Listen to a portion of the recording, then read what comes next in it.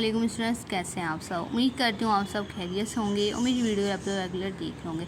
तो क्लास हम जो है पढ़ रहे थे थोड़ी सी डेफिनेशंस के बारे में, जो कि हमारी थी फर्स्ट ईयर केमिस्ट्री की चैप्टर नंबर 1 में।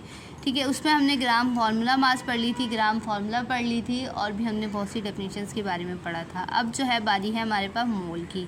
मोल हमारे पास क्या होता है, the quantity of substance equivalent to gram atomic, gram formula mass और gram molecular is called 1 mole of the substance. कोई भी क्वांटिटी जो बराबर हो ग्राम एटॉमिक के, ग्राम मॉलिक्यूलर मास के, ग्राम फार्मूला मास के, वो क्या कहलाती है, मोल कहलाती है हमारे पास। ऐसे इसको हम क्या कहते हैं, मोल कहते हैं। ठीक है, उसके बाद हमारे पास एग्जाम्पल आ जाती है। एग्जाम्पल में हमारे पास एटम, एटम हम एक चीज़ को कहते हैं। एटम में हमारे पास एग्जाम्पल दे दी इन्होंने कार्बन की। 1 मोल ऑफ कार्बन हमारे पास कितने होते हैं, 12 ग्राम ऑफ कार्बन के बराबर। 2 मोल ऑफ कार्बन हमारे पास कितने होते हैं, 24 ग्राम ऑफ कार्बन के बराबर। उसके बाद हमारे पास यहाँ पे दी हुए मॉलिक्यूल। मॉलिक्यूल हम कहते हैं एक से ज़्यादा की चीज़ को। द मोल ऑफ CO2, इसमें हमारे पास दे दिया carbon dioxide 44 gram of CO2। ठीक है,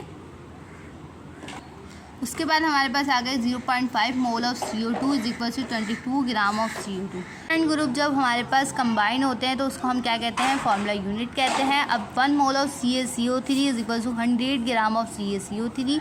8 mole of CO3 is equal to 1800 gram of CaCO3। ठीक है, अब यहाँ पर हमारे पास इसमें मैथमेटिकली फॉर्म आ जाती है। मैथमेटिकली फॉर्म में हमारे पास इसमें फार्मूला दिया हुआ है, number of mole is equal to mass in gram divided by atomic mass, formula mass और फार्मूला मॉलिक्यूलर मास।